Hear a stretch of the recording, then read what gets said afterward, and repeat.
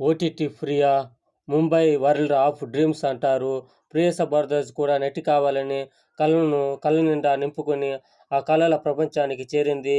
ఆ ప్రయాణంలో కొరియోగ్రాఫర్ అయింది. వాయిస్ ఓవర్ ఆర్టిస్ట్గాను తన టాలెంట్ని చూపించుకుంది. ఆఖరు తాను యాక్టర్ కావాలని కలను నెరవేర్చుకుంది. ప్రియాస పుట్టింది, పెరిగింది గువాహటిలో, చదువుకుంది ఢిల్లీలో. క్రియేటివ్ ఫీల్డ్లో తన పేరు చూసుకోవాలని చిన్నప్పటి నుంచి ఆమె డ్రీమ్స్.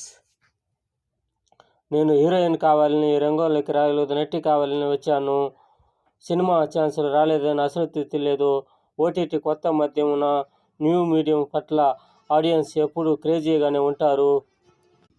జీవితంలో ఆశయాలకు కష్టపడితే దేవుడు నెరవేరుస్తాడు. కళ నిజమవుతుంది, ఆ దేవుడు కాపాడుతాడని